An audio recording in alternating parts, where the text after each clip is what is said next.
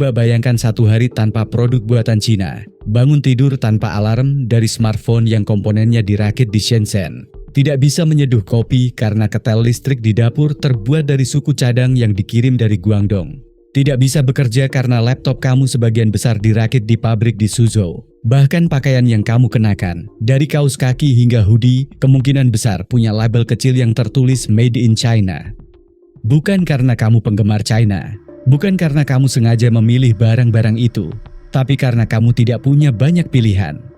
Dalam beberapa dekade terakhir, dunia telah dipersatukan oleh satu tangan tak terlihat, dan tangan itu punya jalur logistik yang terhubung ke pelabuhan di Shanghai, pabrik di Wuhan, dan jalur kereta api kargo ke Eropa. Cina menjadi pusat produksi global, bukan hanya karena murah, tapi karena mampu membangun sistem yang sulit ditandingi. Ia menjelma bukan sekadar negara industri, tapi menjadi arsitek dunia konsumsi. Sejarahnya dimulai cukup klasik. Tahun 1978, Deng Xiaoping membuka pintu ekonomi Cina. Tapi dari titik itu, pertumbuhan industri tidak sekadar pesat, tapi sistematis. Hari ini, Cina menyumbang lebih dari 1/4 output manufaktur global. Itu berarti dari setiap 4 barang yang dibuat di dunia, 1 diantaranya datang dari Cina. Namun dominasi ini tidak terjadi hanya karena niat kuat dari pemerintah. Dunia secara kolektif mendesain ketergantungan ini. Perusahaan besar memindahkan pabrik mereka ke Cina karena efisiensi yang tidak bisa ditolak. Rantai pasok dibuat super ramping dengan margin keuntungan tipis tapi dalam jumlah besar. Produk jadi lebih murah, konsumen senang, dan sistem pun terus berputar. Shenzhen, misalnya, bukan lagi sekadar kota industri. Ia adalah ruang di mana ide, produksi, dan distribusi berjalan dalam kecepatan yang nyaris tak masuk akal. Di sana, kamu bisa mencetak prototipe, mendesain PCB, membeli 1000 komponen elektronik, dan mengirimnya ke 5 benua dalam waktu yang lebih cepat daripada menunggu kopi kamu jadi di kedai lokal. Kota ini bukan hanya tempat kerja, tapi jaringan produksi simultan yang mempertemukan kreator, teknisi, dan pemasok dalam satu ekosistem yang hidup selama 24 jam penuh.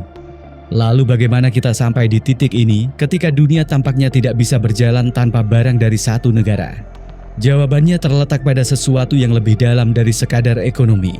Ini soal sistem konsumsi global yang dibangun atas nama efisiensi. Semua orang ingin cepat, semua ingin murah, semua ingin instan.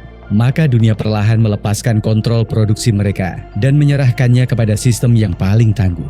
Dan sistem itu ternyata dibangun di Cina. Ironisnya, di banyak negara, sentimen terhadap Cina semakin negatif. Tapi di rak-rak toko, dominasi Cina tetap tak tergoyahkan. Bahkan ketika kamu membeli produk yang terlihat sangat lokal, misalnya kosmetik merek Eropa atau mainan dari perusahaan Amerika, ada kemungkinan besar bahwa sebagian komponennya tetap datang dari Cina. Kode produksi bisa jadi lebih samar, tapi jejaknya tetap ada di belakang layar. Beberapa tahun terakhir, dunia mulai menyadari ketergantungan ini dan mulai mencari alternatif. Negara-negara seperti Vietnam, India, dan Meksiko mulai dijadikan kandidat baru. Tapi mengganti Cina bukan seperti mengganti bagian dari mesin. Ini seperti mencoba membangun replika gedung pencakar langit tanpa cetak biru, hanya dengan perkiraan kasar. Bisa, tapi butuh waktu, biaya, dan kompromi. Apakah konsumen benar-benar punya kuasa dalam situasi ini? Jawabannya tidak sepenuhnya. Kita dibentuk oleh logika harga dan kenyamanan. Jika barang Cina harganya sepertiga dari produk lain dan tersedia dengan klik sekali di e-commerce, sangat sedikit orang yang akan menolak. Etika jarang jadi prioritas dalam keranjang belanja. Disinilah letak paradoksnya.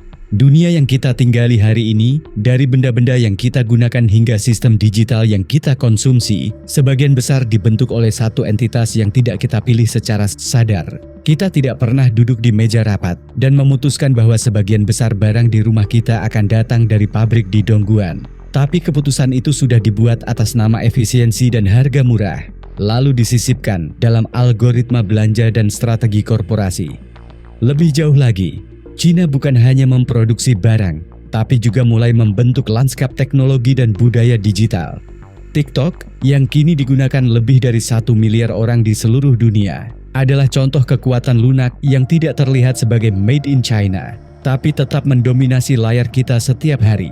Cina kini bukan hanya pabrik dunia, tapi juga panggung tempat budaya visual dan sosial baru terbentuk. Pertanyaannya, apakah kita bisa hidup dalam dunia yang tidak tergantung pada Cina? Secara teori bisa, tapi secara praktik hampir mustahil. Akhirnya, ini bukan soal apakah kita suka atau tidak suka produk Cina.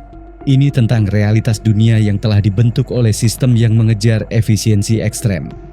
Kita berada di tengah labirin produksi global, dan hampir semua jalannya berakhir di satu tempat yang sama. Mungkin kita tidak pernah benar-benar memilih untuk hidup dalam dunia made in China, tapi dunia itu sudah terlanjur dibentuk, dan setiap hari kita berpartisipasi di dalamnya, tanpa sadar, tanpa protes, dan tanpa pilihan yang nyata.